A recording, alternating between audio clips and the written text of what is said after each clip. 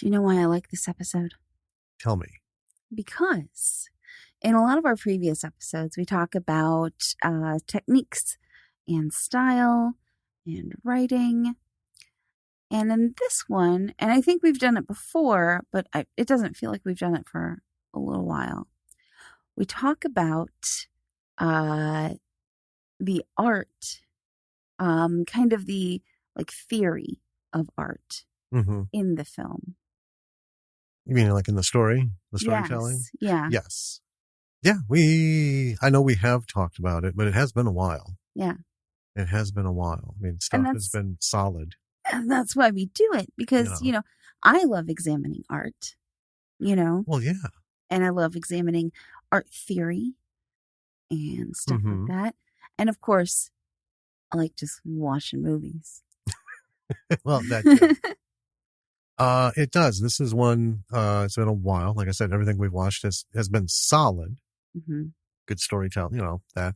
But then there's those ones that have even the slightest little bump, right? Right. It's not a flat line, like everything's just this good. All of a sudden, here's one that kind of brought it up and revisited actually kind of, old school storytelling. Well, yeah, it makes me think a lot about, classes on literature, actually, interestingly. Sure.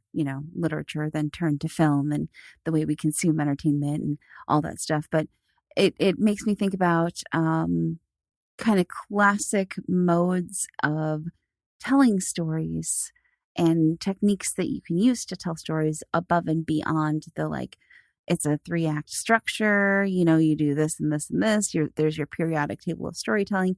This gets more into the metaphorical, kind of thoughtful subconscious. How many hyphenates is that so far? 17. Subconscious storytelling method. It is. It's classic. It's old school. It's a classic way of telling it. And it's just proof, right? Spend less time coming up with a way to tell a story and spend your time just telling the story. Because 9 out of 10 times, you're going to knock it out of the park just doing it that way. Don't come up with some new inventive way. That means you've got, to me, that always means subject matter is so weak that it needs this giant hook, which is the storytelling, not anything actually in the story. And we've seen some films and stuff. I mean, they're out there. We've seen them, and we're like, Well, I mean, I think, yeah.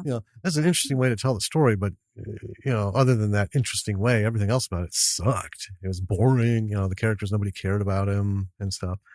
Well, I think what this movie did was it showed us how, I mean, this seems counterintuitive to what you were just saying, but it showed us how thoughtful they were in how they wanted to present the story, how they wanted to tell the story, which was, a fairly straightforward way, actually. Well, you always have to have a plan, but I'm just saying more and more I'm seeing articles on websites and by all these people who don't have but 2 or 3 years experience in Hollywood. And that to me is not enough for you to be standing on your high horse, dictating and preaching, this is how it is, right? Because you fucking lucked into something.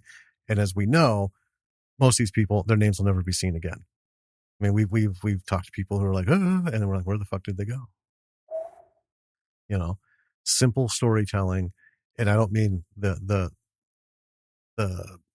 genre of simple storytelling, but to simply tell a story is all this is all about. And there are only a couple ways, the classic ways of telling a story. And I just think if people would just fucking concentrate on that, just tell your story, you're going to knock it out of the park, because the tried and true shit is the stuff that never fails. All of the Oscar winners, the way because they hit that target, bam, that bullseye, we might think the movie sucks and we don't care about it, but you can't shit on how they told the story in a lot of cases. Sure. And it's because it's, the old school simple stuff, simple shit works. That's my thing. I think this did a brilliant job of it, and I don't think we talk about it enough. on how well a story is told, even though it's the same as so many others done the same way. You know what I mean? Yeah. So I get you. Well, should we jump into it? I think we should. I think we've set up some high expectations. All right. Let's get in there. Well, I hope we didn't set them too high. It's okay. You'll see. Yep. All right. Ready? Let's go.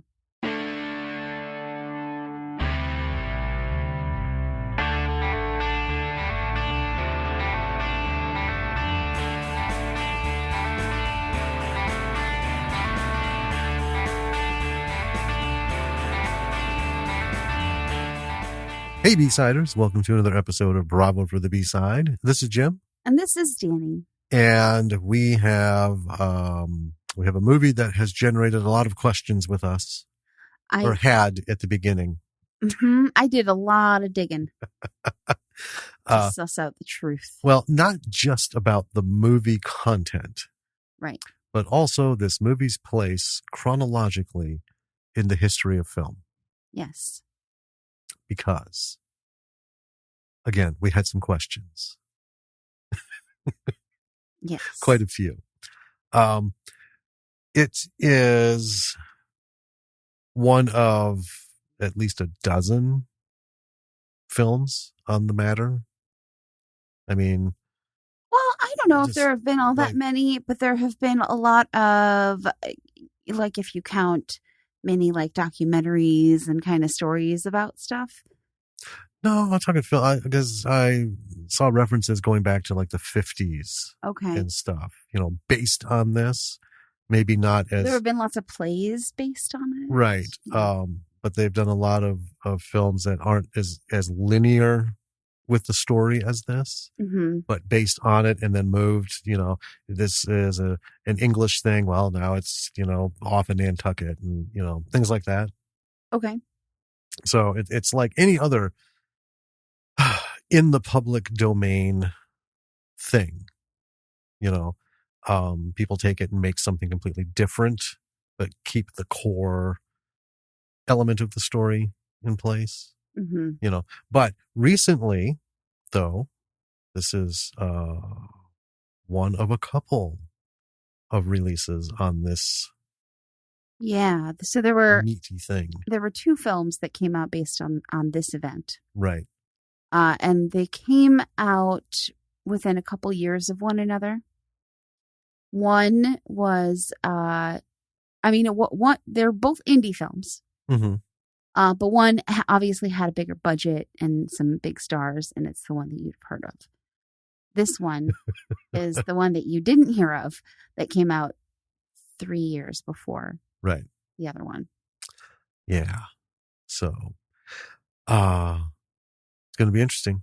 Yeah. It was interesting for us, but listeners, hold on. Because... hold on to your butts. Well, it's not going to get dark. Yeah, I was going to say, you're not going to walk away from this skipping and humming. No. But a lot of technical aspects about this will make you walk away doing that because it's so well done. Yes. So well done. I was very impressed by this movie in many, many ways. But I won't lie, it is a dark night of the soul. It is, really is. On the lighter side of things, though, real quick, did some metal detecting. Yeah, and found a bunch of junk. A bunch of junk. You found both halves of a brake pad. Yep, of a car brake pad in the middle of a field. Mm-hmm. And we're not talking a farming field. Nope. We're talking about just a regular type field. Did have a garden. A small garden, yes. Yeah. But you found that. I found the air valve to a tire with rubber still attached to it. Mm-hmm. Don't know what that could have come off of. Yeah. Some kind of buckle strap. Yeah. You found how many inches of barbed wire? I found altogether probably like 40 inches of barbed wire in bits and pieces. Yes. Very exciting stuff. It was the hole that would never end. And I found a super heavy something or other that had been somewhat washed. Yeah. But this thing was substantial. And I dug over 8 inches for this bad boy. I mean, yeah, it wasn't anything great. But you know what? It was still fun. It was hot. Oh my God. Hot day. By the time we got out to this field, I mean, there's no shade. And it was the peak of the sun burrowing down on us. Just yeah, and it was late afternoon, but it's summer, so it was still the angle. Well, the angle was just coming right at us. And but it was fun. It was fun getting ready for that beach detecting coming up. Yes. A few weeks.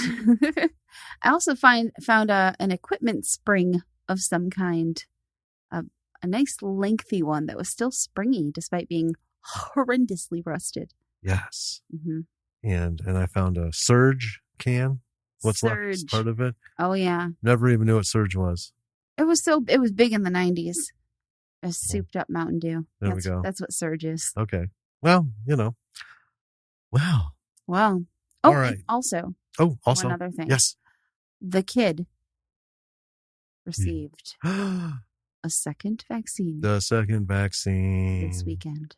Yeah. Mm-hmm. Well, by the time because we're swapping some things around in preparation for vacation. So this is actually going to be like a month out. So we're seeding some episodes ahead of time in preparation for our vacation. Yeah. Got her second shot. So in 14 days, tickety-tock, 13 days, tickety-tock. Well, by the time this comes out, she'll be fully vaccinated. So. Absolutely. All right. Yeah. So moving forward. Mm-hmm. All right. Well, shall we jump into this thing?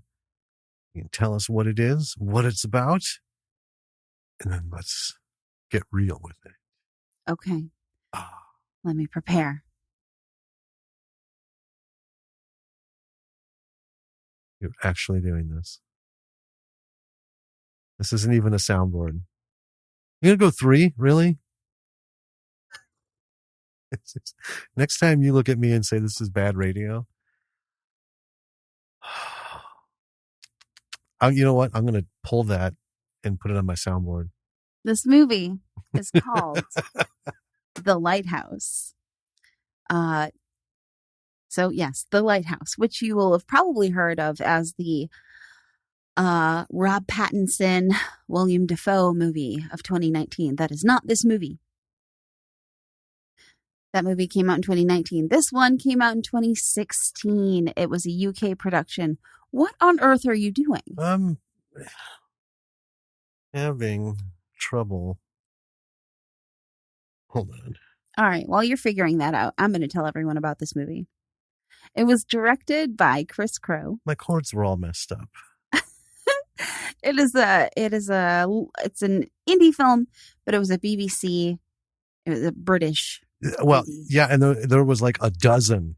So many other production companies kind involved. of pitched in a little bit on this movie. So it was written by Paul Bryant and Chris Crowe, starring Mark Lewis-Jones and Michael Gibson.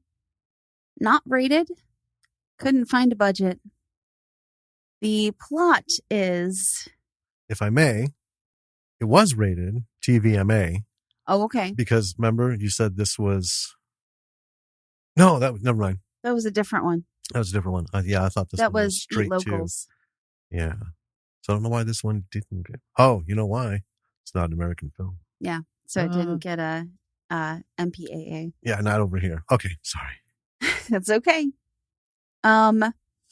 So here is the plot of The Lighthouse. Based on real events, which saw 2 lighthouse keepers stranded for months at sea in a freak storm, the film tells the tale of death, madness, and isolation, a desolate trip into the heart of human darkness. Sounds about right. Yeah.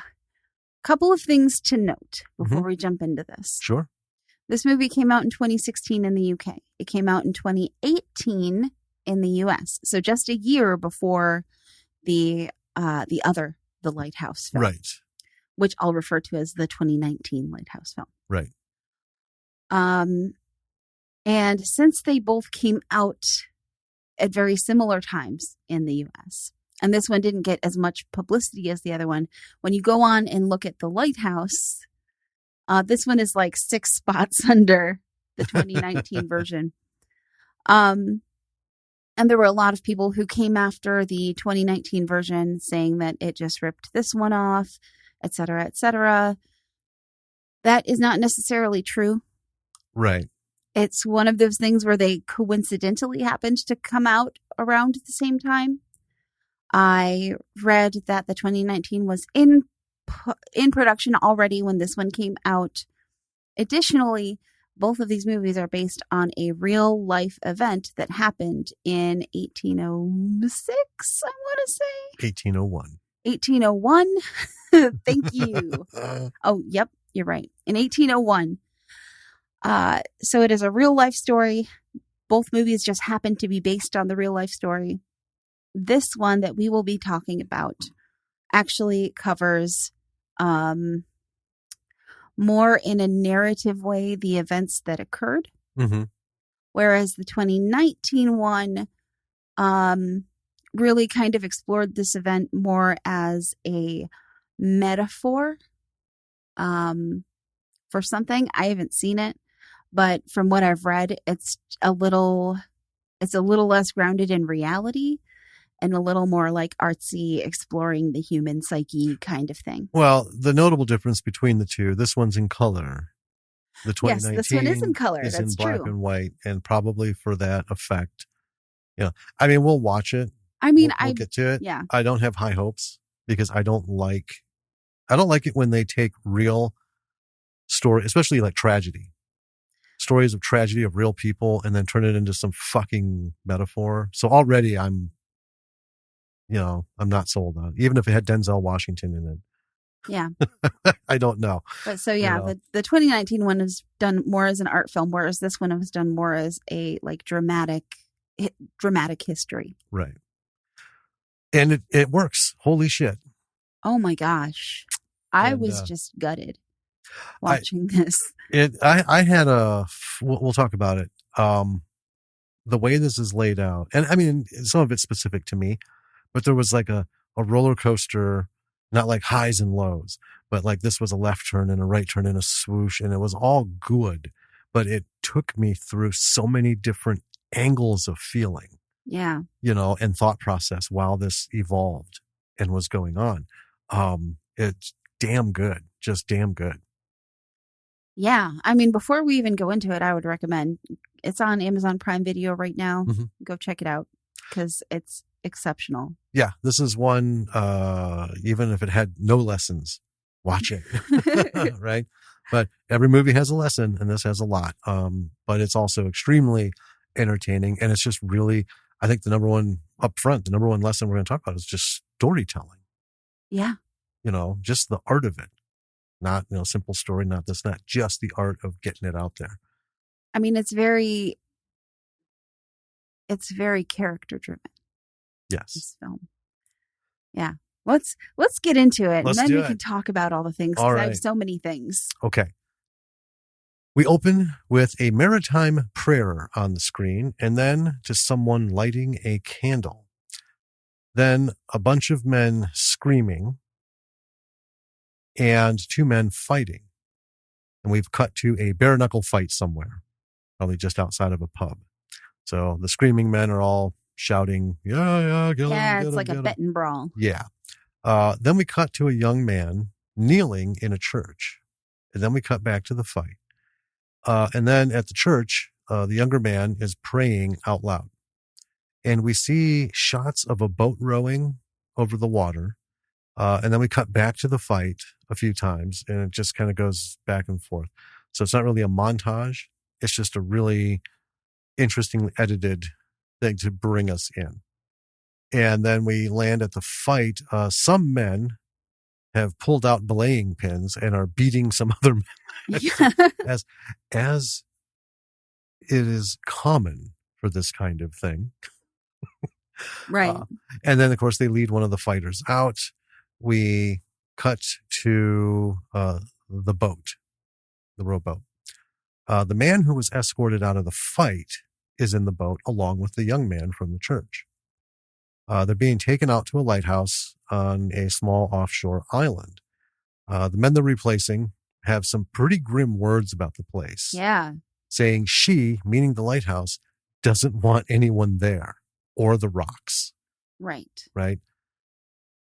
This all happens boom, boom, boom, boom, boom, not like more than 3 seconds on a particular scene as this is all cut in together.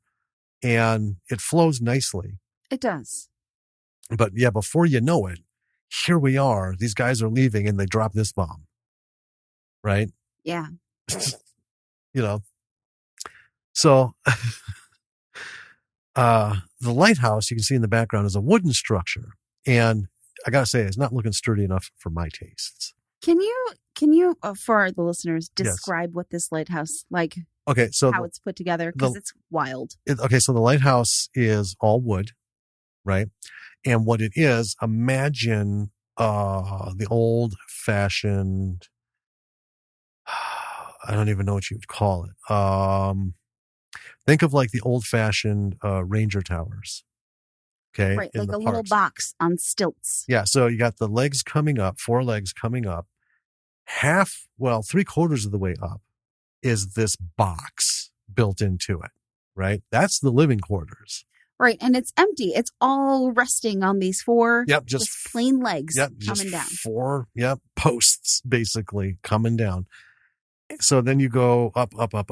You're at the living quarters, and then from the living quarters you have to go up to the lamp house or the beacon, which is also all wood, and then glass. And it has a little, gantry around it and everything. Right. But yeah, you're living up like in a treehouse. Yeah. Or like one of those little ranger, fire spotting platforms. And that's the thing. You think lighthouse, you think the circular structure with the spiral staircase going up along the edge, up to the light. Right. And like the keep is on the bottom. That is not the case for this. It is not. It's a little box on real long legs with a light on top. It's early 19th century. Yeah. Lighthouses, as we've come to know them, are fairly recent developments, with the either stone or, fucking something else. Anyway. Bananas.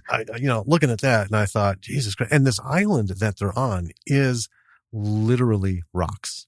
Yeah, it's just a little spit of rock. Pile of shale that they dumped and created this little mound somehow above the water to put this lighthouse on. Well, I think it was already there. It was a little shale island off the coast. And they put a lighthouse on it because... Well, yeah, because of the shallows and stuff. Kept crashing into it. Yeah. Yeah. I don't know. Look, seems to me like they brought some out. I don't know, because it was a lot of loose shit. I mean, anyway, nothing about this place sings welcome. Right. Right. So anyway, a super comes up on the screen and it's the Smalls Island, Pembrokeshire, Welsh coast, 1801. We are 25 miles from land. And then we cut back to the action. Everyone leaves except for our two new lighthouse keepers. And as they're rowing out in the distance, we can see the rowboat out there. But then further back, we can see the large ship, the big sailing ship that brought them. Because, nobody's going to row 25 miles in the fucking ocean. Right. And this is Atlantic side of England. So, yeah.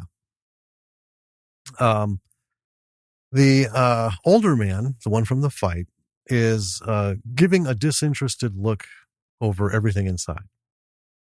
He's just kind of like looking at this, looking at that, and he's just, At one point, he rubs the wall and says, "Hello, girl."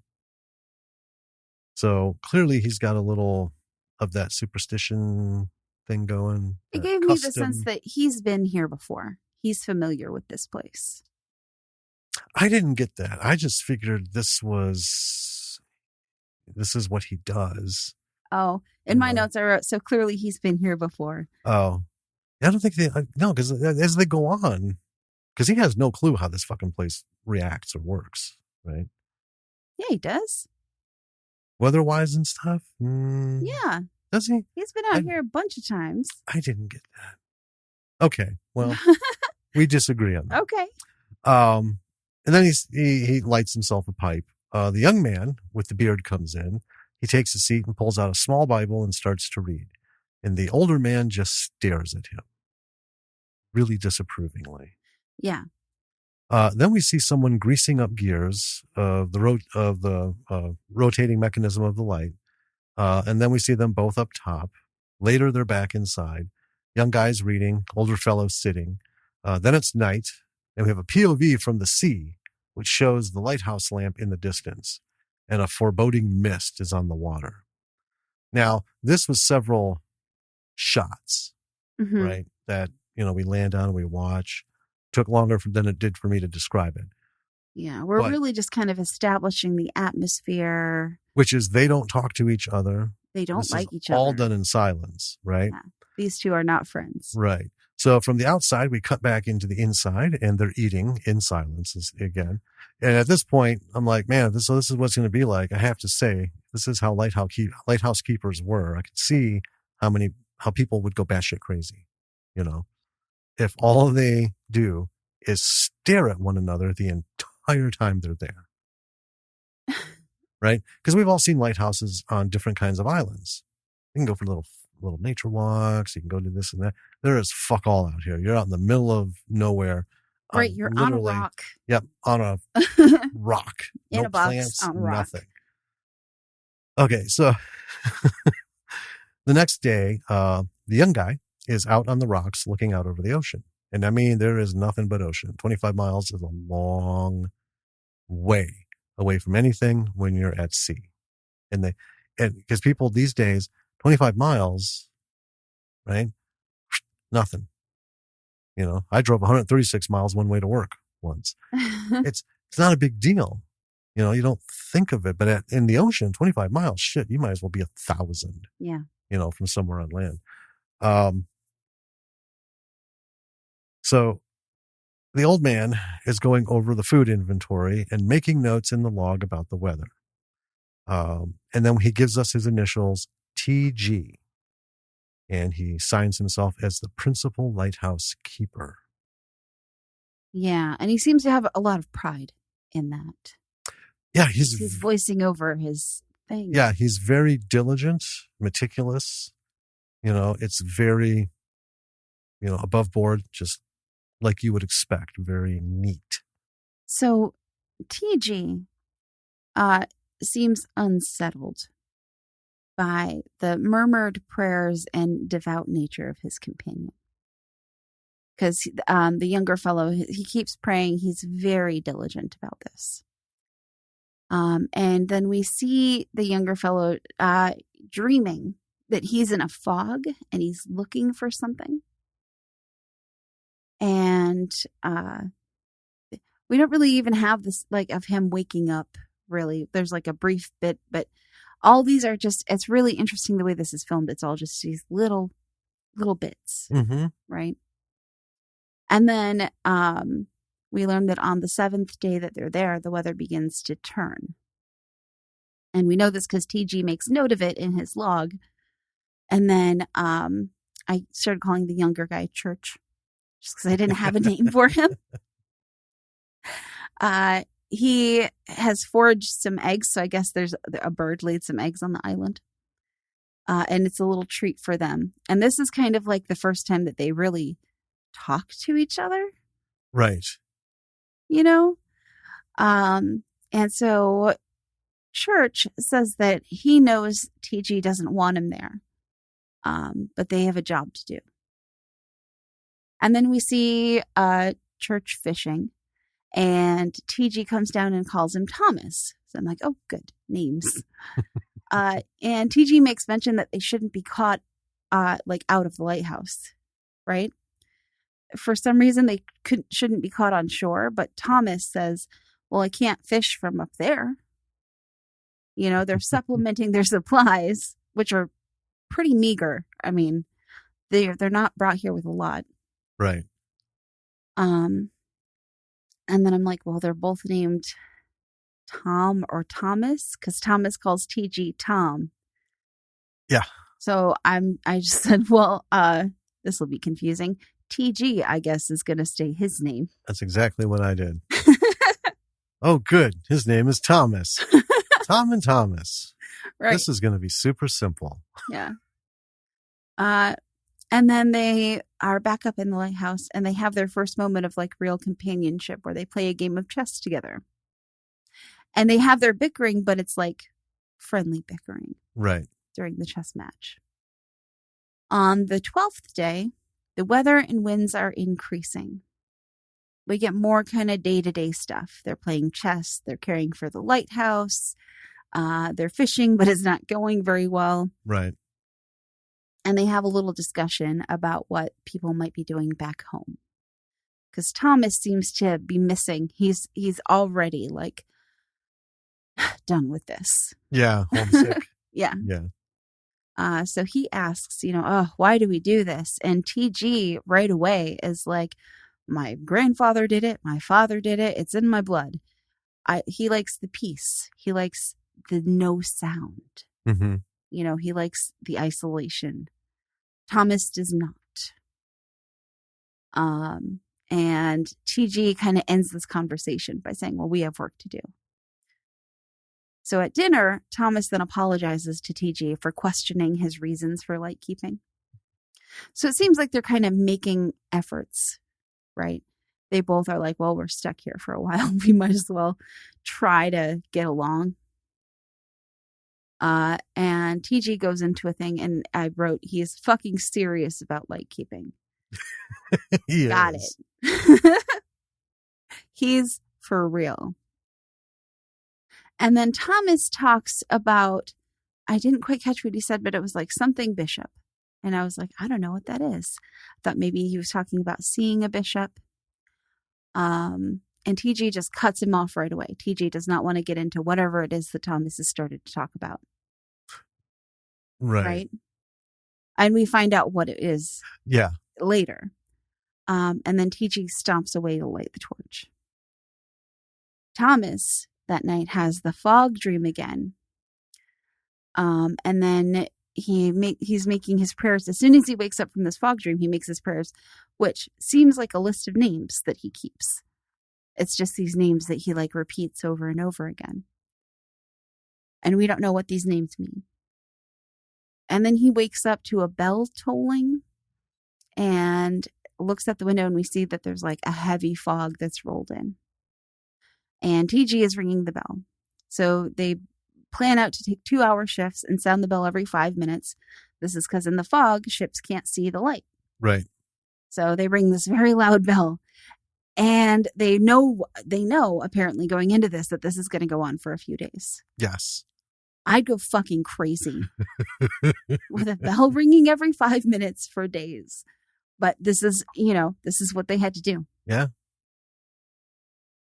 So now we're on the 22nd day. And the weather, I mean, they do this bell ringing for a while. Yeah. So we get to the 22nd day, and the weather's getting worse. There's like squalls and stuff. And then Thomas looks at the window and he sees something. And they talk about it. It's a storm. Mm-hmm. And TG's like, oh, good. Well, that'll blow away the fog. Yeah. And then the fog is lifted finally, but it's raining heavy now. And the keep is leaking like fucking everywhere. Yeah. And this, to me, seems like the worst job anyone could ever have, ever. So let's stop right here for a second. And let me talk about my first wave of feelings. I was digging the vibe, not between the guys, but this fucking lighthouse. When you look at it for what it is old wood. It looks worn. It's got some nautical stuff. It's got a barometer and, things like that. but it doesn't look like I would say a comfy, cozy cabin, right? No. Okay. Just because, anyone who's been out to the East Coast, especially, and you've seen the old buildings, just from the salt weather and the storms and stuff, how it just fucks with the wood, turns it, it like sucks the life out of it. It's just this gray, lifeless looking, it doesn't even look like wood, right? Even with all that, I was thinking I would be into this. I could dig this. I was digging the closeness that I felt inside of this thing, because you're living in a box. Just, I don't know, the way it was lit and the way everything was shot. I felt so comfortable being here, right? Even with the fog and stuff. It's like, well, that's the job. But all that bullshit aside, man, I could definitely like hang here for a week, like on a vacation. Easy. It just felt really good. And then things were happening to chip away at that. The fog thing, like you mentioned, it's like, man, I could do this kind of job. This would be awesome. But then, yeah, fucking every 2 hours and ring that fucking bell. And we both wrote every 5 minutes. I think it was every 5 seconds. Because when TG's up, he's like, ding, ding. I'm like, well, that's not 5 minutes. Well, no. So anyway, you got to ring this fucking thing until the fog goes away. I don't know. Maybe this isn't my job. Because like you, not just ringing the bell, but having to be down below and then listening to that fucking that thing. was my thinking as well. Because it's like having to hear this bell. It is non-stop. It's like having a hamster with a squeaky exercise wheel, and that hamster got into some sort of methamphetamine, and for the next 72 hours, it's going to run itself to death. Yeah. No stopping it. Oh my God. All right. So raining and leaking into the keep portion of the lighthouse. And then we hear TG's voice again. They're on their 30th day. Yeah. The storm has not stopped yet. Now here's the problem. They're only 30-day stints, right? Right. In theory, you go out, you stay there for a month, you get a relief, you go back. Yeah. But there's a storm going on. He makes comment that the relief boat has not landed and rations are low. Thomas is panicking, saying it's getting worse and they'll never get off of that rock. TG is more level-headed. He says it will pass and relief will come when they can. Well, that's the thing. It is theoretically a month-long stint, but sometimes there's a storm and they can't get out there for a couple days, which is why they plan rations, a little bit over. With a little squeak, right? Yeah. And I love this because this really, up until this point, you've kind of gotten an idea who TG is and who Thomas is in regards to this position and what they're doing. This lays it out. Yes. Right? TG is much older. He's been at this clearly his whole life. And he's just, it's an inconvenience, whatever, but it happens. Yeah, shit happens, tomorrow will come. Yeah. Thomas, on the other hand, his whole fucking world, it's like the modern day equivalent of, those videos where you see in like Korea or Japan, where you've got they're always of this high school girl whose battery on her phone dies on the fucking subway and then just loses their shit and someone films it. That's kind of where Thomas is coming from. None of this is jiving with him at all. This storm is fucking, we got supplies going, this.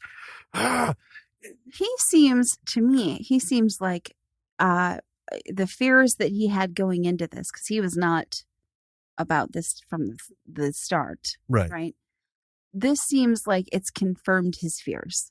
Like, oh God,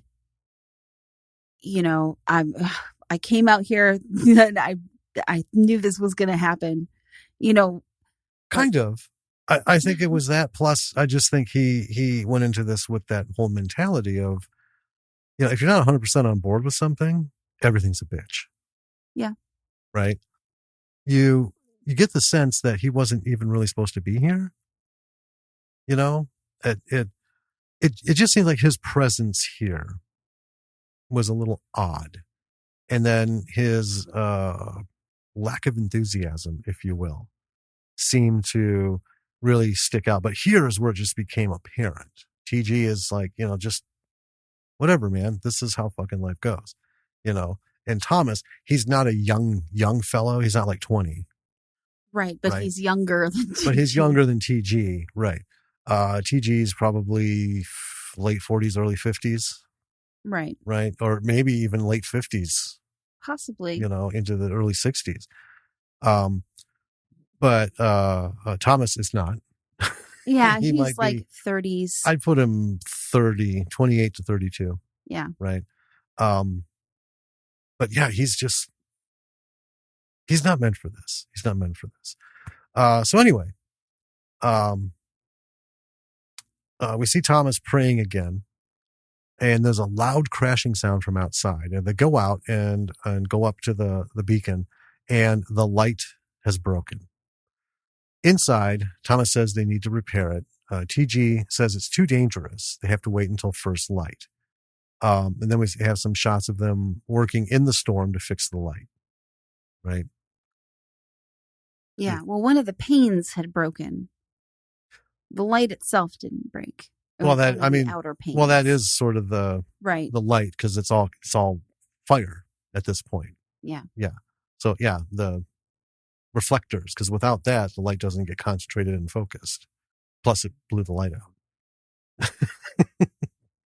So anyway, so they're up there fixing the light, and then inside, TG is saying there will be no rescue vessel until the storm is done. It's too dangerous, and we kind of get that. Well, yeah. I mean, it's just, this is a full Atlantic blow going on. He says he's never seen a storm like this. And then we see him eating, and it's the last of the meat.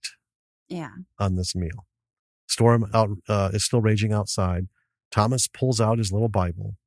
TG tells him it will be of little help. It's going to be no help to you, not on this rock. Right. And then he loses his shit, screaming at Thomas about pleading and pleading to God, assuming that he, meaning God, will hear his pleas. He points outside and says, that is the only God where we are now. So you get the sense TG has something under his collar. Yeah, he's got about this. This isn't just your personal habits are bugging me. Right. He's got a visceral. He's got an anger. Yeah. Yeah. So then TG walks off. Thomas follows, finding him pounding on a wall. And he's like, tap, tap, tap, tap, tap, tap, tap, tap, tap, tap, tap, tap. And he finds like a hollow spot. Starts busting into it, and he finds a small chest in the wall. In it is a gun. Yes. Flintlock, single shot. And a bunch of bottles of booze. Yeah, like about 8 or so bottles of hard liquor. Yep. TG takes a big swig, tosses Thomas a bottle. And then TG explains to us that Henry Whiteside built the Lighthouse in 1775. In the winter of 1776, Whiteside and his boys were trapped in a storm. Whiteside put a message in one of those bottles. They drank it, and then he wrote a message and put it in the empty bottle, begging for rescue. The bottle made it 25 miles across the Irish Sea and found land. Now, the chest, TG says, has been there since the lamp was first lit. Thomas asks why, and he asks if there's a gun in it. Why is there a gun in it? Right. And TG says, you know why. Before the lighthouse was built, the island took hundreds of lives. Maybe she's still hungry. That's what TG's getting, that mystical part going. Right. In any case, he would rather die drunk. So Thomas takes a drink. Later, we see Thomas pouring out his bottle by his bed. And then he's writing a note, and he sticks it in the bottle. I loved this. And goes outside, throwing it in the ocean. And I'm like, why not? You just had the story. Right. And by this point, this storm has been raging. Just nonstop. Nonstop for days and days and days. And it's like we're on, 8-9 days now? Yeah. Yeah. So he gets back inside. TG starts mocking him, and then he starts in on him about his little Bible. And then he goes on about 6 men who are dead, and Thomas is there. Oh, now we're getting something. He's accusing Thomas of bringing down the weather on them and that he is cursed because of what he did. He says the sea remembers all. I found this really interesting. Yeah. Because number one, I love that. I like when things are introduced way, in heavy, thick, abrupt layers. Mm-hmm. We didn't get this whole thing from the beginning and then they're dancing around it. Bam! Ooh, we had a little hint to it a little earlier, but here it is. Pop that the onion peel. Right. But I love the sea remembers all. I love that because that is in like every maritime thing. Oh, absolutely. Anyone who's spent any time on the ocean knows. Whether you believe in fairy tales and superstitions and whatever, nothing is more real than that saying. Yeah. It just really boom hit me. And then he starts yelling about Thomas never going to chapel before South Bishop. Right. And here is where I was like, oh, Bishop thing. Yeah. What is South Bishop? And I wrote, not sure yet what that is about, but clearly Thomas fucked up somewhere along the line and caused some people to die. Right. I mean, that was a clear thing to draw from that. Yeah. And we don't get the sense that Thomas murdered people. Right. No. Yeah. They typically don't let murderers out on lighthouse duty. Generally not. So neither of them is doing well at this point. We get a bunch of little kind of shots of different things happening. Mm-hmm. We no longer get any log entries from TG. TG has stopped keeping log entries. Right. Partially because he's persistently drunk. He nearly falls off the guardrail on top one day. Thomas catches him. TG is standing in front of the mirror with the pistol to his head, up on his chin. Yeah, up under his chin. And he's thinking about it. Yeah. Thomas finds him and just begs him not to. TG is at this point about in the same place as Thomas was. TG believes that Thomas has cursed them both by coming there, and they're fucked. Now, mind you, TG has been drinking steadily. Yes. This whole time. Yes. These are big bottles. They are very large bottles, and there are several of them. Yeah. And it's not water, it's liquor, but he's just kept it up. Yep. Thomas rushes him and knocks the gun away. And then TJ knocks Thomas over and punches his daylights out. Yeah. And this isn't any one of those Hollywood punches either. No. He pummeled the shit out of him until finally the camera went dark. Yeah. Thomas wakes up in a bit of a stupor, and he takes the bottle, and he sees that TG seems to be passed out in a chair. And then TG wakes up, and they strike a sort of ceasefire, I guess, over the booze. They sing some sea shanties together. They get drunk. And Thomas says that the island is cursed. So Thomas is trying to say, it's not me that's cursed. This island is cursed. Right. And TG's like, hell yeah, it's cursed. And in kind of these conversations that they're having, TG briefly mentions his wife. Mm-hmm. And he says that his family is all gone, though. And then he goes off into his own little world for a minute. And Thomas pulls him in from reminiscing. And we learn that TG loved his wife. They had a daughter named Annie. Both of them died of consumption many years ago. Yeah. And TG says that he'll lie with them soon enough. Thomas brings up South Bishop, which is interesting. He says they all begged him, he says, including TG, and he lists the names. 6 men dead because of him. He says that he fell asleep. Mm-hmm. And this is kind of all that we get about whatever happened with South Bishop. Not a lot of details, right? Are you okay? Yeah. Well, we did give a little bit of detail. Well, we get more later. Yeah. Okay. But he said, 6 men dead because of me. I fell asleep. And he says that TG's right. He is the curse. The storm is his punishment. And he says he prays for them every night. And TG just loses his mind. Yeah. And screams at him. And we get now that TG is bitter and angry because his daughter was taken at 4 and he doesn't think that, God, mm-hmm. Right.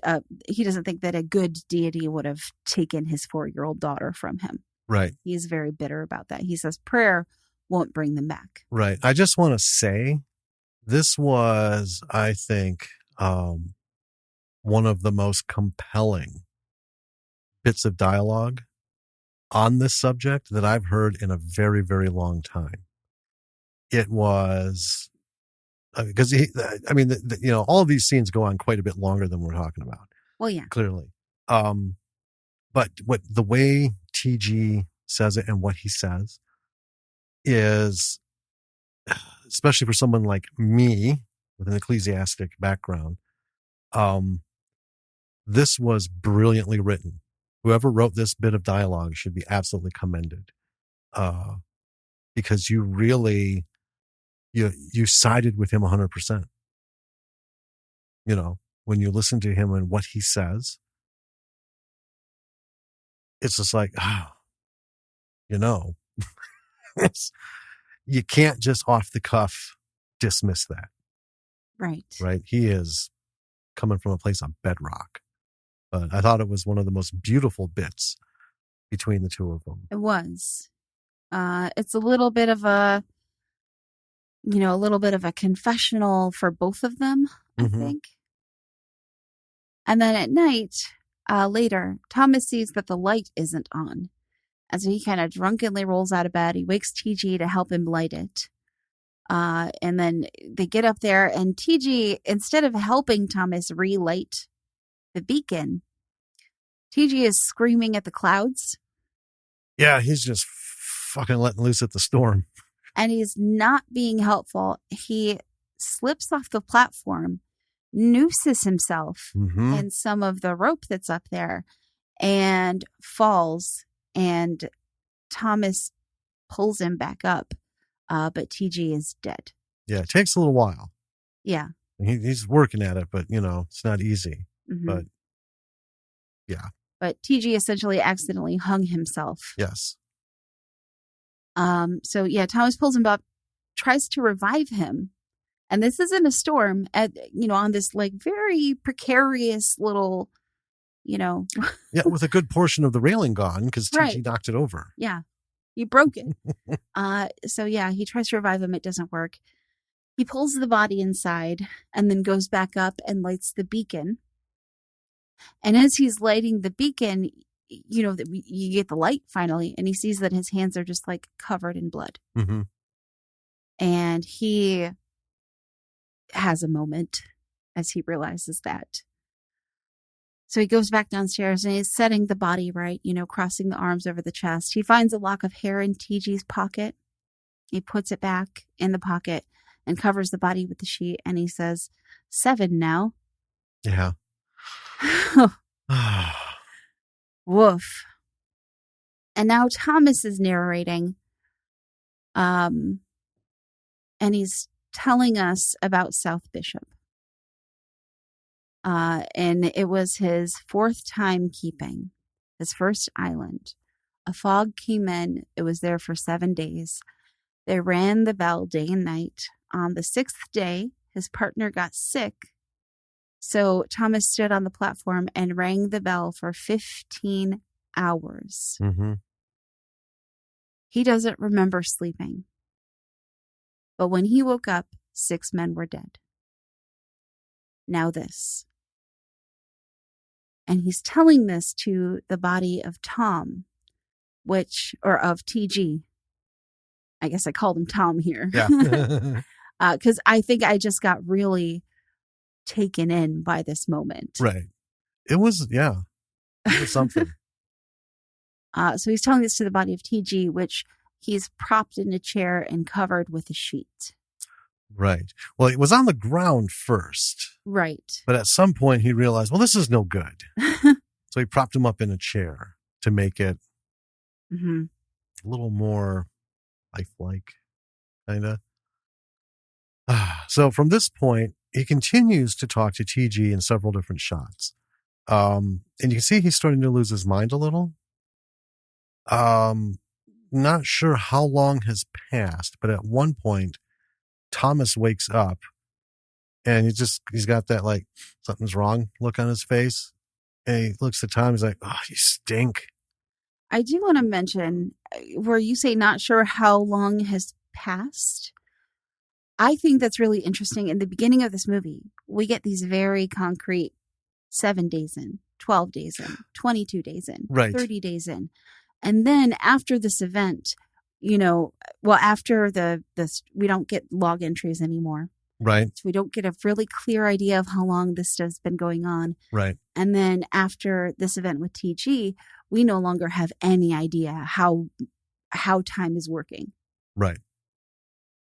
Which is a storytelling tool that they're using. Yeah, I want to get into that after. But yeah, we have seen the slow erasure of linear time. Right. And even as I was writing, that's why I chose to word it like that. Not sure how long has passed. Right. Because we're done with that. Yeah. From this point. So anyway, Thomas is nearly throwing up. So he wraps TG in a sheet and ties him up with a rope, takes him outside, puts him up by the beacon, tells TG he'll be fine there, says he won't let them bury him at sea. That's no way for a man to be buried. And then we see Thomas waking up. Something he sees startles him. And then we see him pointing the gun towards the camera. He then goes up to the beacon. TG is covered in crabs. I just thought, Jesus Christ. How did they get up there? Well, this thing about crabs, man, they'll climb that wood. That's true. Crabs can sense they smell that rotten flesh. Yeah. Well, Lily's little hermit crab climbed up on his little hill. Yeah. He's king of his hill. Stupid crab. They love climbing. Oh my God. So, Thomas goes inside and starts tossing shit around, gathering things up. And you see that he's building a coffin for TG out of various bits of wood and nails and everything that he can find. Right. And then as he's lowering it from up top with TG in it, there is a problem with the pulley and the coffin ends up dangling by the wall of the living space. I can say something about that. We have a voiceover from Thomas as he makes an entry into the log. His first. He simply says, the storm is endless and that TG is dead. Yes. Oh, man. And then we see him sleeping fitfully. He wakes and a figure covered in a sheet is sitting in the chair. He goes and pulls it off, and it's a very dead TG. He starts to move, crabs come out of his mouth, and then Thomas wakes up, as would anyone. Yeah. So then he's sitting at a table, and the coffin is outside tapping the wall. Boom, boom, boom. Oh. Just relentless nonstop. He starts to read his Bible. He doesn't look very soothed. No, there's a voiceover of him saying he's going to tend to his post as best he can. There's no relief boat in sight. He fears they may have left him to perish. Later, he goes up top and sees a ship in the distance, and he starts screaming at it. And I thought, well, as if that's going to be helpful, because it's still storming. Mm-hmm. And he starts to ring the bell, but in those storms, that bell's not going to be heard out there, and you can barely see the pinpoint of the ship's lantern. Yeah. Right. And then they do a POV, actually. They cut while he's screaming. And they cut from just behind the ship to the lighthouse, and the lighthouse is not much more than a point itself. So that didn't work out very well. And he's inside now and sleeping. The coffin is crashing against the wall, and I mean crashing, not tapping anymore. Bang, bang, and it's starting to splinter. Oh, it's windy as shit out there. Yeah. Now, here's where this whole thing about him lowering the coffin. I would have thought to put the coffin down on the ground, right? Or at least built it inside. Mm-hmm. And then lowered it down through the hatch to the ground, and then brought the body down to it on the ground, nailed it up, and then like raised it up a little bit or something. But he took everything up top. Yes. And I thought that was an unusual choice. Just, it's one of those things. I don't know if it's neither here nor there. I would have done it very differently. But anyway, the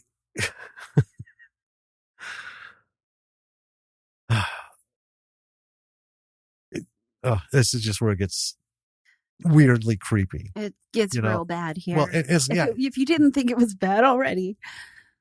Right. So anyway, Thomas goes to the window, and the coffin is broken up, and TG's body is now hanging and slamming against the wall. Well, his hand. His hand is tapping the window. So he goes in and writes that the island is giving him the darkest of dreams. And then we have some more short scenes of TG's rotting body outside the window, Thomas losing his shit, talking to himself, TG, the walls, you name it. And I don't mean to minimize it. It's just you can't describe all this stuff for this kind of narrative, right? Yeah. It's very beautifully edited. Yes. Scenes, bang, bang, bang, bang. And still not giving us a sense of time. Yeah. Right? Because here's the thing.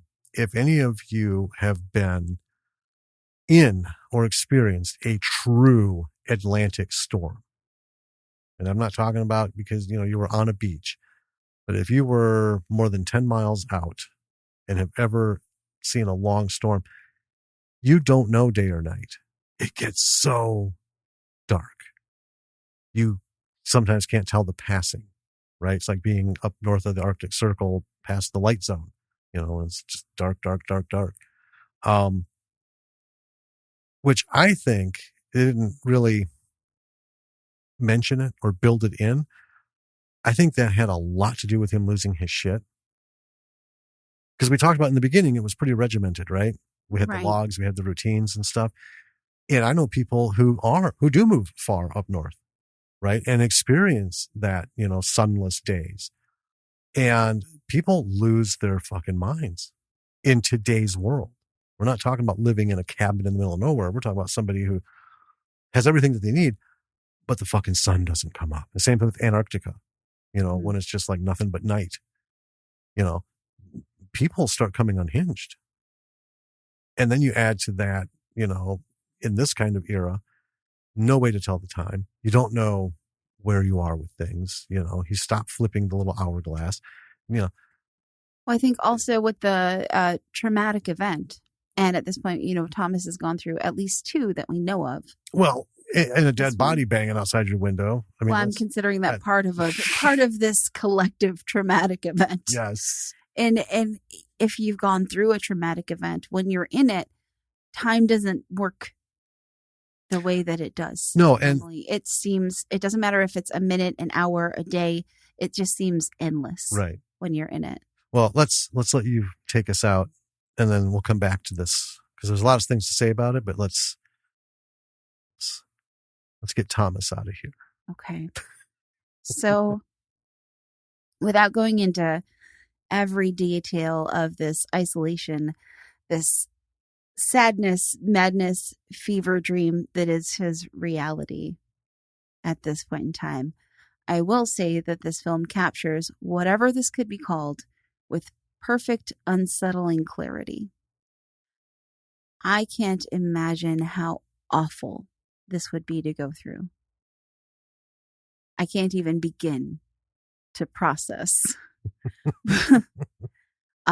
Thomas, no surprise, cracks. Yeah.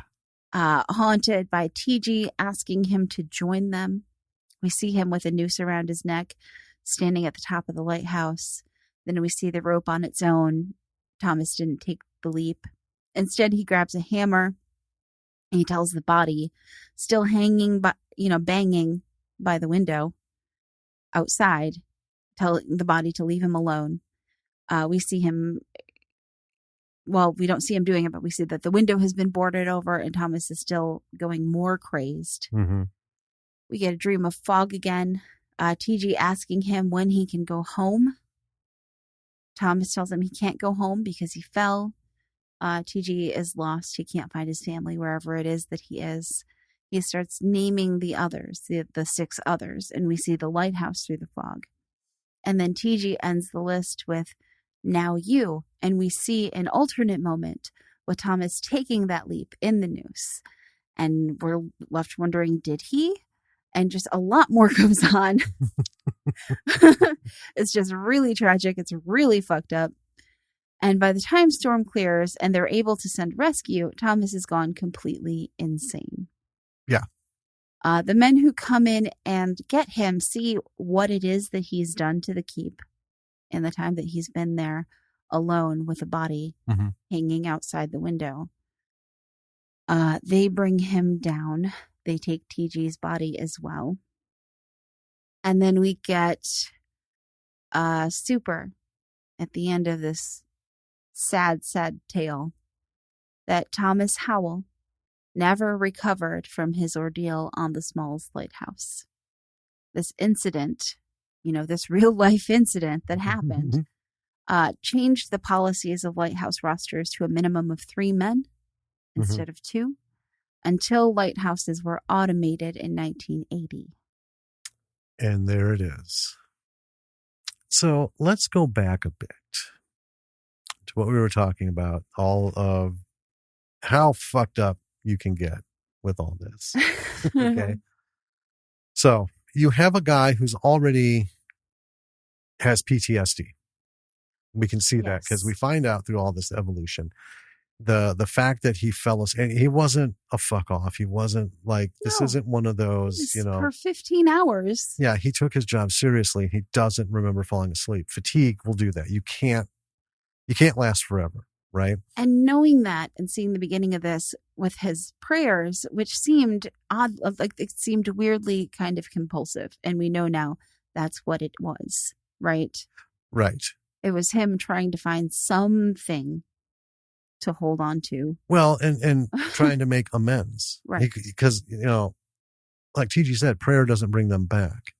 But for Thomas, he started going to church and praying for them. And he's like, well, I want to pray for them every night, pray for their souls and their families. That I get that. Right. That's also PTSD. It's how he's dealing with it for himself. It's not an altruistic thing he's doing. It's a compulsive thing he's doing. Yes. To get him through each day. And that's how quickly shit can fall apart. Right. When all these other things are going on, that little routine gets interrupted and starts losing its meaning because now you got your real world shit you got to worry about. Like you're on a, you're in a fucking wooden box up on 4 posts in the middle of the Atlantic with winds blowing, it's swaying, water's coming in, and there's nowhere to go. Right. Yeah. That can start wearing on you. But that's the thing too. He stops praying at one point. Yes. So I love how we see we learn that he was really good at what he did. He was serious about it. Okay. This huge thing came up and he fucked up. Couldn't help it. Right. Bottom line. But now we have TG who hasn't fucked up like that, hasn't run into that. Right. Okay. We see him going. Now he is what is keeping Thomas going. Even as shit's coming apart, TG is the factor. This is just life, man. Tomorrow's another day. Just chill. Storm will pass. Yeah. But then when TG goes down, he loses that. That's his last anchor. Because he's so enveloped in things that TG said. He's wrestling with that. That's part of the PTSD. Is he cursed? It doesn't sound like he's had too many jobs since then. This was it, right? How everything just starts fading as his structure, the daily routine, goes away. He stops praying. He doesn't have TG to talk to anymore. He's not doing the logs. He's just kind of,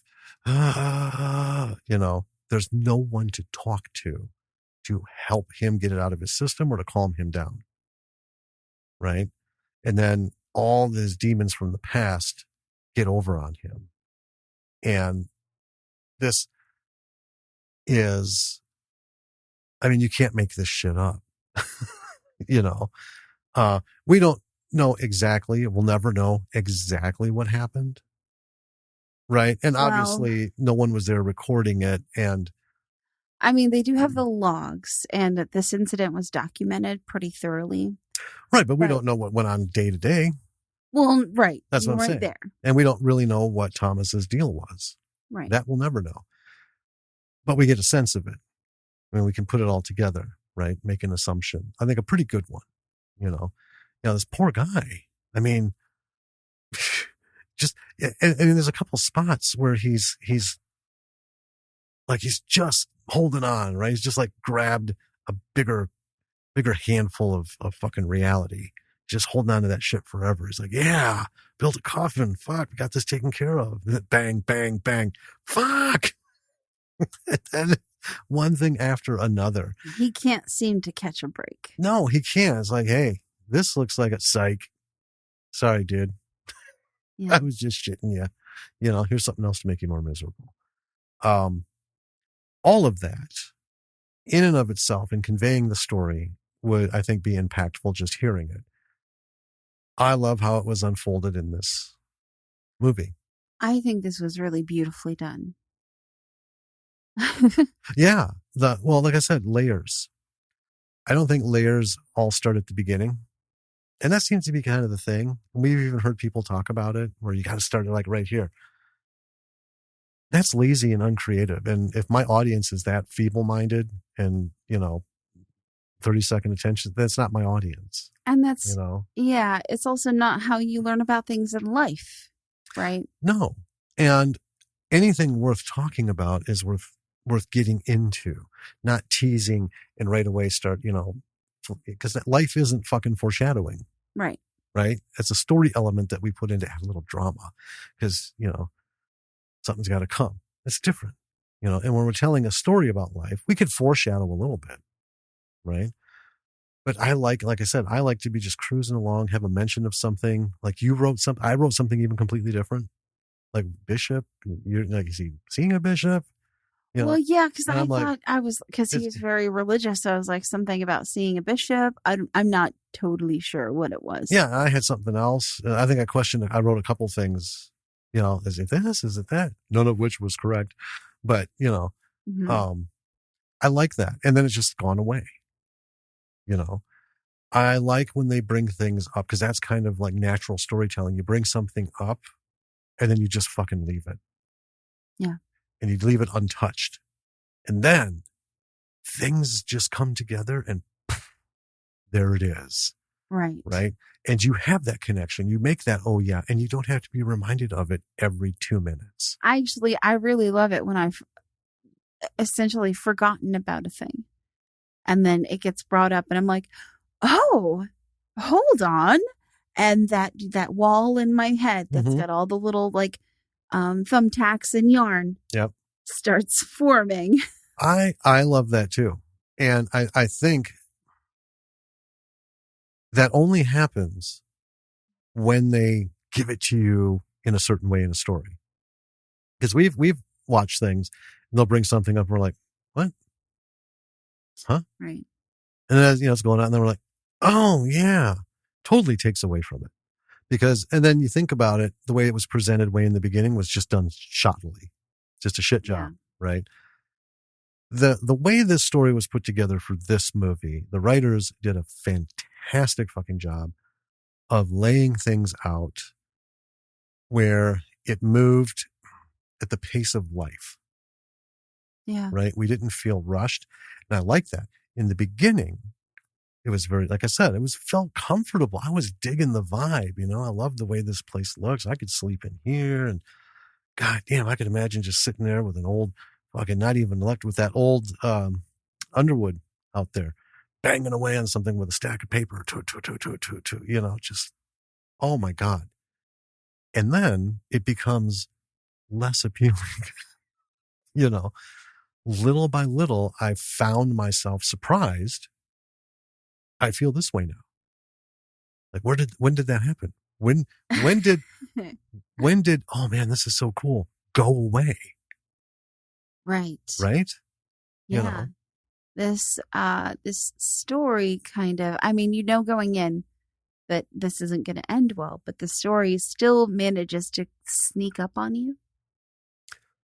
It does. And this is what I like about this, because we've seen a lot of based on true stories, right? Especially in horror. Okay. Or even, psychological thrillers where they turn it all into fucking demons and angels and spirits and shit, which have nothing to do with the actual real life thing. Right. I like the fact that we didn't get into that. I like the fact that when he saw dead TG, yeah, it's easier to say TJ. It was hard to say TG through this whole thing. You know how many times I typed TJ and had to go back? Well, TG is just so not a thing. Anyway, when we see dead TG and we have all these conversations in his dreams and stuff, we know we're slipping into his psychosis. I didn't for a minute. Oh, no. Right? Yeah. There was nothing that would lead you to believe that this is suddenly, some supernatural haunting. Yeah, no. Yeah, no. It was very clear that this was all in his head. Yeah, this isn't paranormal. Yeah. This is just him losing his shit. This is his trauma. Yeah. And I like how they dealt with it. I like how he struggled in his own psychosis. He wasn't like, he was afraid, but it wasn't all about him being afraid and running and, trying to get past it. He was actually fighting himself. Yeah. They're like, make it 8, and he's like, 8's not a bad idea. I mean, right. He's got a, right. Instead of 7. Yeah. We see how it fucks with him on so many different levels. And so we go through all this stuff. We get to that point. And by the end, we got up and we're like, wow. Yeah. There was one point in my notes that it was, I think it was replaced by your notes. Cause when we mesh notes, I wrote, Jesus fuck. That was, I think it was when the coffin splintered apart. Oh, yeah. It's just the body. I was like, oh my God. What? So yeah, there's a lot of lessons, I think, from this movie. Some technical ones. I mean, it's a real good masterclass in lighting. It was lit really well. I don't think we need to go into that too much because there are some better lessons, storytelling lessons. Right. I just want to say with the lighting is I think one of the fundamental things that guided me from the initial, the ambience is uncomfortable because these two guys, right? Yeah. But the place that they're in was so inviting. And then it wasn't the evolution of the story. It was the way it was presented. They did use lighting to help change the way the lighthouse felt. And by the end, I don't want to be here. Right. This isn't, it has nothing to do with what's going on. Visually, it became unappealing. Yeah.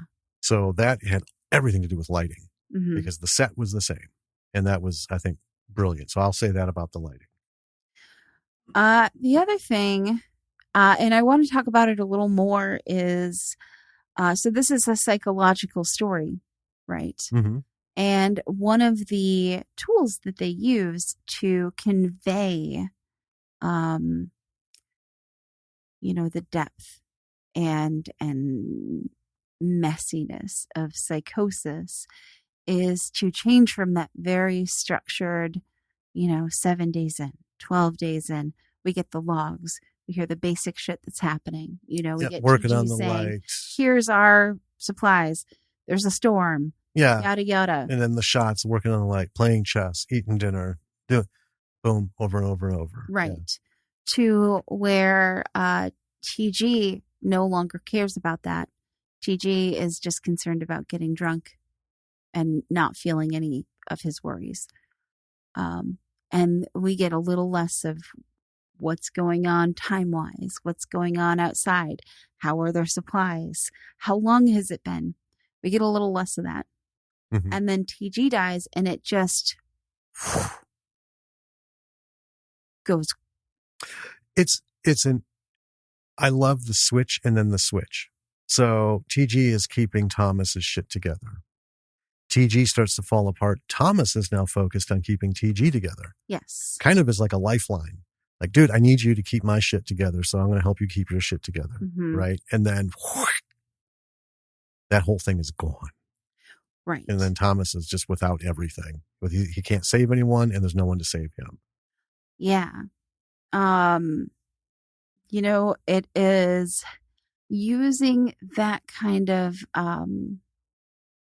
storytelling device where you purposefully give us, you know, time and stuff. And then as things get crazier, you give less of that. Right. It's been used. I mean, it's not like the first time it's ever been done. No.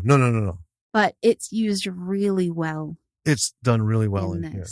Because I mean, and it's not even, there are no two opening sequences the same when we come back to Thomas, because he's waking up on the floor. He's waking up in bed. He's like, you know, staring. We don't have day or night. Right. He's, you know, you get the sense he was just staring in a chair like he lost, you know, he just went mental for a while. Mm-hmm. You just don't know. And the thing is, this isn't like Castaway, right? Where he's going to have a 4-foot beard, because he's not going to be out there that fucking long. We know that. You know, he's either going to die or he's going to live. It's going to happen soon. Yeah. It's going to happen soon. And it doesn't matter really how long. Like, we know it doesn't matter how long he was in this situation. Right. Because ultimately what happened. Right. Well, but what we do get is that sense of, without that lack of time, can you imagine? And you read that they estimated he was out there for 3 weeks after TG died. After TG died, he was with that dead body for 3 weeks. Yes. So for a solid month, the storm raged. Yeah. Right.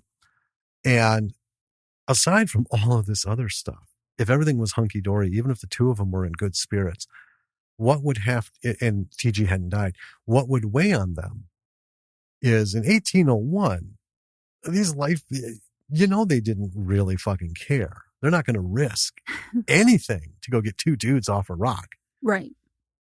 I think the most upward or, most stand up companies would pay their next of kin like $4 or something, right? Like we're going to put 20 men on a sailing ship, and we're going to send that a very expensive ship and all those 20 men who have their own insurance policies and, things that we have in their contracts and the officers and stuff. We're going to send them out into a fucking storm to rescue two guys. Yeah. Who may or may not be alive. Well, the only reason they would do something like that is if they got a message in a bottle from someone and it got put in the press saying, hey, these two poor guys have been stuck at this lighthouse and it's all over the papers and this company is now, socially responsible. Right. Then they'll send out a boat and risk lives for it. But so anyway, to sit there knowing that you're written off as dead, more than likely, right? Every day that storm goes on is less likely they're going to send somebody to rescue you. Right. They'll eventually send somebody. Well, they'll eventually send out a new team. Right. But they're going to wait until everything's hunky-dory. And, and that's just with the rough. Storm, they're not thinking about the guys in the lighthouse. No. But without that time factor, being on this end of it, you don't even know. Like, especially if you're going mental. Yeah. Has it been 12 hours? Has it been 3 hours? How long was I napping? Has it been 12 hours or 12 days? Yeah. Am I like breakfast hungry? Am I like skip breakfast dinner hungry? Am I like I've been out for 48, 72, 96 hours hungry? What's going on? Yeah, and when you're going through stuff like that, your body and your mind also don't categorize, time. No. As it is. So there's that as a lesson. The other thing I really found very fascinating about this movie is it's two guys in a room. Yeah. Right? Another one of those. Yeah. And they clearly spent some money on this. It's a period piece. I'll say a couple of things about it. The costuming and stuff was very nice. It was not period accurate, if we're going to be nerdy about it. Oh, really? Tell us. The bowler hat didn't come around till long after 1801. A couple of other things were not period appropriate, but it doesn't really matter. I'm not worried about that. Thomas has a bowler hat. Yeah, I know. Okay.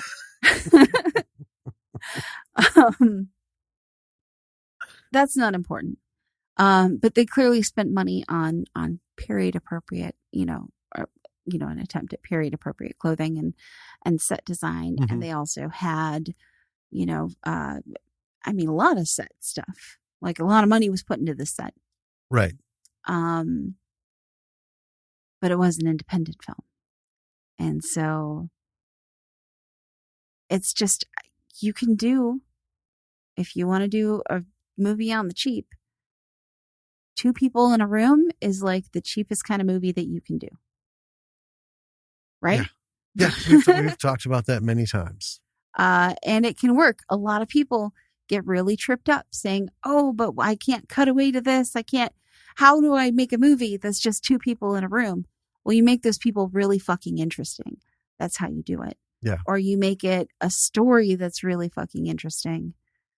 It can be done. If you want to do, if you are strapped for cash and you want to make a movie, the 2 people in a room movie is what you do. Well, yeah. And I've seen actually a lot of those lately. Yeah. My bedtime movies, stuff that I find.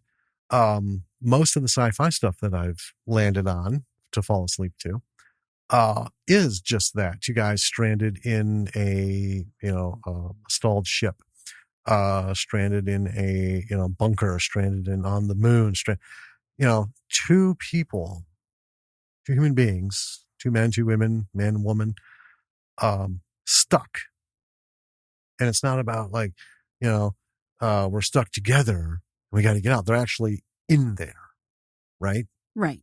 So they don't get to half the movie's not going out and trying to undo a lock and, this and that. No, they're stuck in there. And they all have such very different takes on the psychological aspects of that situation.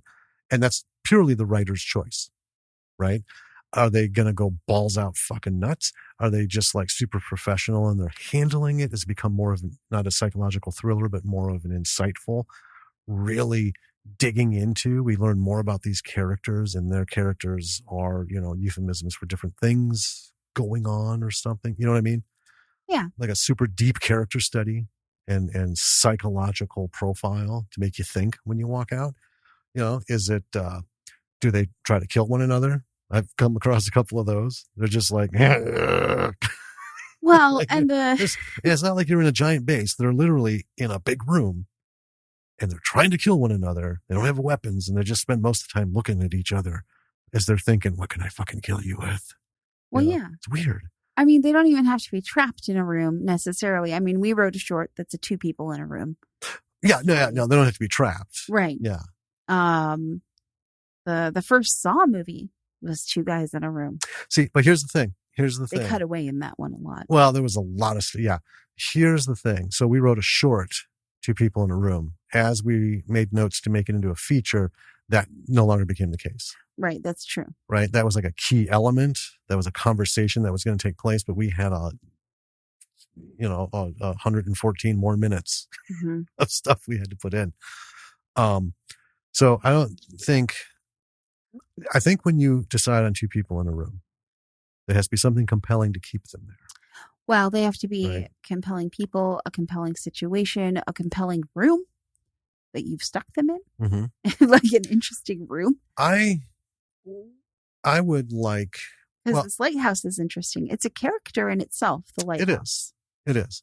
If you bring two people into a room and it's voluntary, there's nothing keeping them there. They have to absolutely be the most captivating characters that you'll ever create. Yeah. They have to, because nothing is keeping them there except each other. Right. And the only thing keeping me there watching them is watching them keep each other there because they're just so interesting to one another. And I need to find that dynamic, stimulating or intriguing, kind of thing. When it comes to the trapped thing, I think there are so many different ways you can go. Oh, absolutely. Like this, we have, this was on a rock. This was pure psychological terror. Each one inside their head was fighting demons, and that shit just came out and got on top of them because their external situation was such that it was almost hopeless. Yeah. Right. But you can also have it where, do those instances, the two person in a room, does it make those characters better? Do they find something within themselves instead of falling apart? Right. Does it start out where they're, weak in the knees and all that. And by the end, both of them are like, and you're just like, roo, roo, roo. Yeah. Come out stronger kind of thing. Yeah. So many things in between.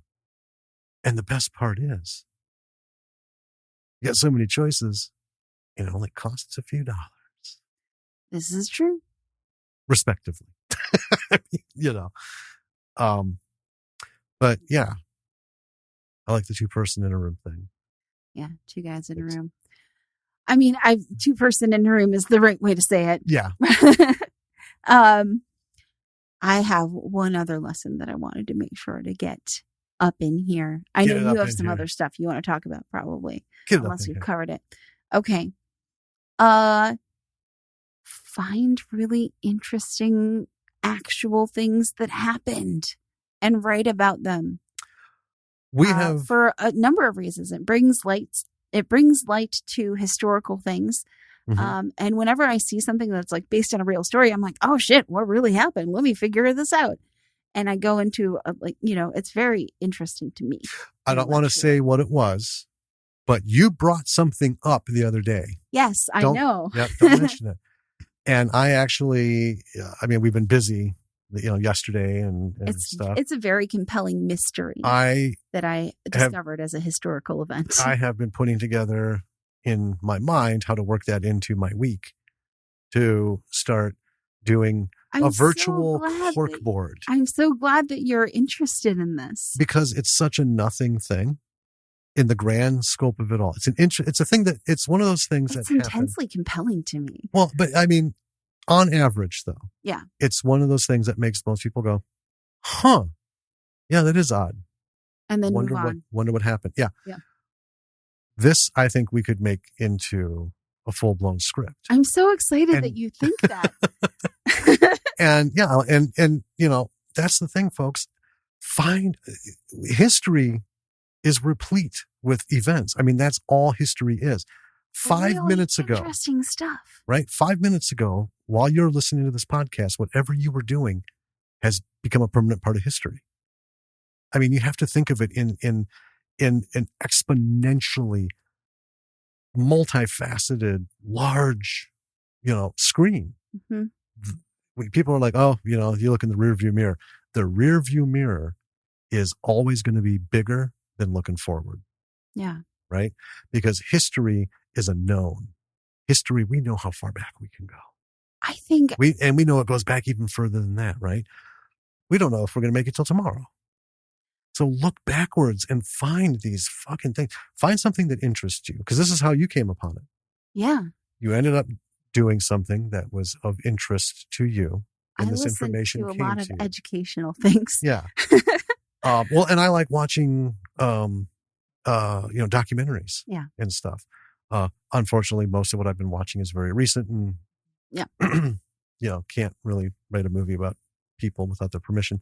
But when it's 150 years old, sure you can, Oh, yeah, I can absolutely write about this person. Find what interests you. Dig back into history and find something about it. Do a little research on it because, listeners, that's my biggest bitch. If you're going to write about something, Jesus Christ, please do the research. Well, that's the thing. This film, The Lighthouse. Ooh, I booped my mic. Yeah, you did. So this film, The Lighthouse, is based on an actual event that happened. When I was reading about the actual event that happened at the Smalls Lighthouse, or at the Smalls Island Lighthouse, I learned that they took some creative liberties with this movie. Right. But for the most part, it's a fairly accurate representation of what happened. And creative liberties are, they make movies. I understood why the creative liberties were taken because they made it more like compelling and dramatically interesting, to show. There's more to this, I was like, none of them bothered me. Well, if you think about any biographical film that's been done in the last 25 years about somebody in the last 25 years, not one of them has stood up and said, oh, that's spot on. They've all had something to bitch about. That didn't happen. That didn't happen. Jesus Christ, even Steve Jobs' book, right? And then the movie, or not his book, but his autobiography. Mm-hmm. And then they did these movies based on it, and people were coming out of the work. This didn't happen. That didn't happen. And they're, producers are admitting, and they will always admit, well, we had to, Hollywoodize it. Yeah. A bit. Well, there's the show The Crown on Netflix, which is just beautiful. And I've read a lot of stories about members of the royal family who are not pleased with how they've been portrayed. Right. Well, sometimes you got to wonder, though. Anyway, it all makes for wonderful talk. And that's kind of the whole point of a story. But people who are long dead can't get mad at you for writing. Well, that's true. I would like to see more things based on actual events, even if that actual event was only 3 sentences of description, and that's all you could find in history. The fact that it was footnoted somewhere, and that's all you have to go on, right? Because I don't know. I think we always draw on our personal things from our subconscious, we draw our stories based on shit as we see it in our brain, or based on experiences, and those experiences also include learning about something or someone. Yeah. Right. Yeah, I think it's a brilliant move to take a real event from history and dramatize it and make it into a story of your own. Mm-hmm. You don't have to go exactly by the numbers. What happened as a historical event. That's the beauty of creative writing. Right. Make it, you're telling the story. Tell it in your words. Yeah. Tell it your way. And what made it interesting to you, right, is going to be the premise of what makes it interesting to me as an audience member. Yes. Right. And that's just it. This is what we've always talked about. Being a creative, that's your passion. That's your love. That's what our passion is, our love. That's what most people's are. But within that, there's something else. Mm-hmm. Nobody is just about, I just like making movies. That's not entirely true. People like making specific kinds of movies, or there's something about making movies, right? That one element that they always have in every experience of whatever kind of movie they make, right? Yeah. Nobody just goes blindly at it and is satisfied that something came out of it. It just doesn't work that way. I love this idea of doing this, on this little bit. I think this is a super interesting story. I think it ticks a lot of boxes. Yeah. Right. This is Sherlock Holmes level, right? It's. Oh, the one that I came up with? Yeah. Oh, okay. Yeah. Not Lighthouse. Okay. That's what I'm saying. Yeah. What we, we're like, oh yeah, you found that out, and we talked. Yeah, that would make a good story. And, I think it hits that level of stuff. It hits, and I mean, if you're doing a thriller or a suspense, tapping into Sherlock Holmes is essential. Yeah. All right. You can say what you want about the movies. I will, folks. I found a real Sherlock Holmesian mystery that happened. And I don't want to say really much about it at all, but it is fascinating. And the best part is the answer doesn't have to be absolute. And it's a real thing that happened. It can be completely open book. That's true, because when the it's end a mystery. Credit rolls. Yep. No one ever figured it out. So we can speculate all we want. We can line it, whatever. We can choose all the things that we talked about. And those are my favorite kinds of things. Yeah. So like this, okay. Let's get back to the Lighthouse. I love the fact, going on that premise, I love the fact that the Lighthouse did not give me a plethora of possible endings. And they usually do that by going into the spiritual and the supernatural and just all this ridiculous stuff. Let's take this real life horror and let's turn it into some sort of, it was spooky spirits. Well, one thing it did do is, they have Thomas up on the top with the noose, and then later they show him having jumped from the noose, and we are like, oh, did he die? Is he actually in hell? Because that was what they wanted you to ask yourself, because that's what he was asking himself. Mostly, I will disagree. They didn't show him jump. They showed movement and they cut. Oh, sure. And there's a lot of that in here. This is a masterpiece of editing work, because it's at those moments where, see, you get the feeling like you just saw him jump. But I was like, because I honestly thought, did he jump? Or Jesus Christ, is he dangling at the end of the rope and this is what's going through his head before he fucking dies? I mean, where are we in this? Well, I was wondering, did he jump? Because did he jump? Is he now in his personal hell? Is this never going to end for him? Well, yeah, and then there was that too. Is he dead? Have we moved to that? Are we in the supernatural now? It brought all that stuff up to the front, but the end was concrete. I like that. But I'm not opposed to, as long as you get rid of the spirit and superstition and shit, hardcore, regular thriller type stuff. I like having, so John walks into a room, John's dead. 5 minutes later, there are 7 people in the room, all 7 wanted him dead. Okay. So what do you do with that situation? Best thing to do, don't solve it. Give me compelling reasons to believe in my heart each one of those 7 people is the one, right? Not one more than the other, but equally like, yeah. And then I have to battle it out in myself. Yeah. Which one do I think did it? That to me is the fucking payoff of a thriller. When I walk out of a theater and I have to be like, who do I want to be it? If I had to put my money down, who would it fucking be? I think there are people who might argue with you and say, I want to know who the fuck it is. Well, I mean, but see, that's not a thriller. That's a suspense. If it was a suspense, I want that right up until the end. Yeah.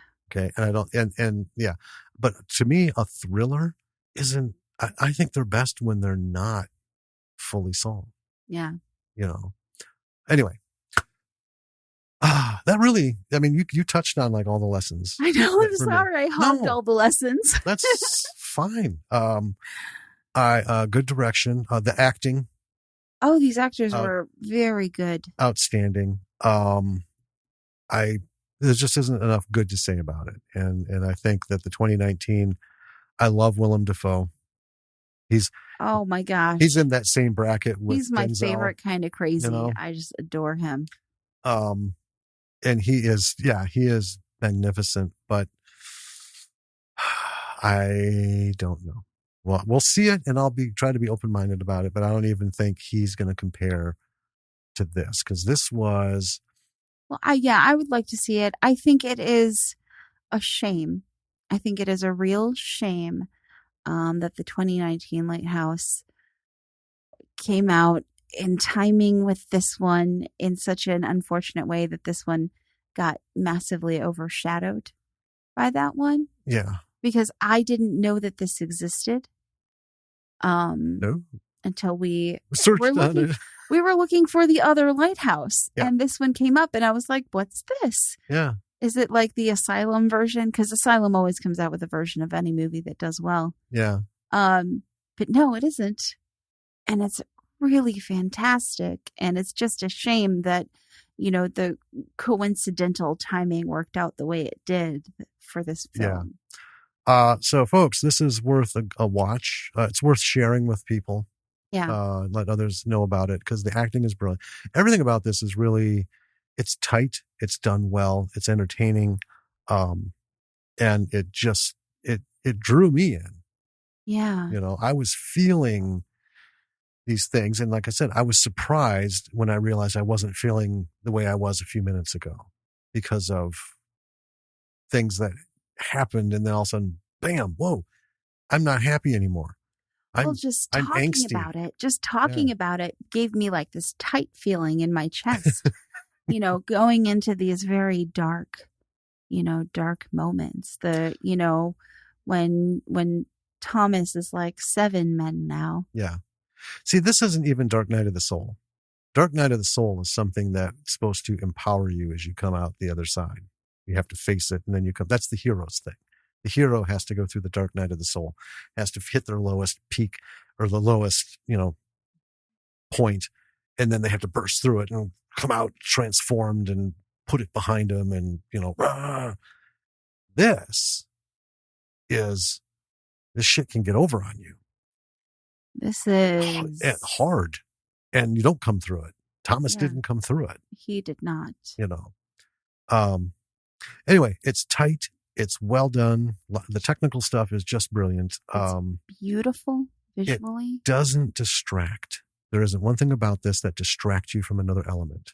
They don't have crazy fucking music. They didn't get into this wild, psychosomatic fucking thing going on.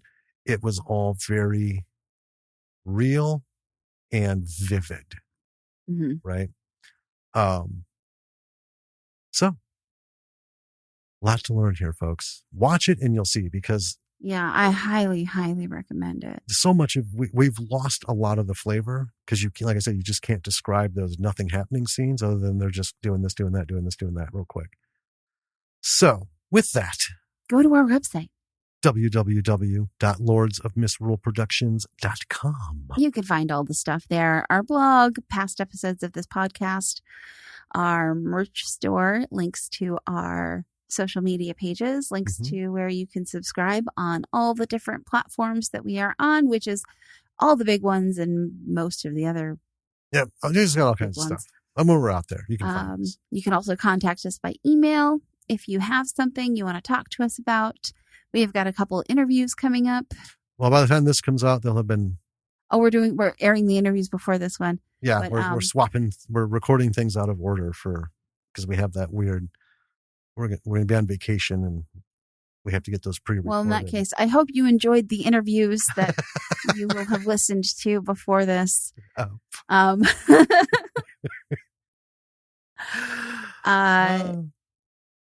If you could, it would help us out a real lot if you could give us a rating and review on the platform that you're listening on. Yes. It helps other people find our podcast. It helps our podcast move up in the line of like podcasts in the film and entertainment genre. Yeah, because we're not actually part of any of those. Right. We did the closest. I mean, we talk about film and entertainment, but we're not just a review. Right. So, anyway. So, do all that. And check out our Patreon page if you love this podcast and you want to help support us. Yeah, you go to our website. Link to the Patreon is there. Also a link to our store. Yeah. Merch store. Little information on that quick before we go. Had a bit of a setback. So as you all know, I lost my computer for a little while. Sadly, I got it back and everything's fine now. But the the span from my last backup to when it took a shit and I sent it in that span is when I was working on the fucking quote shirts. I lost all of my work on the quote shirts. And I found that out Friday.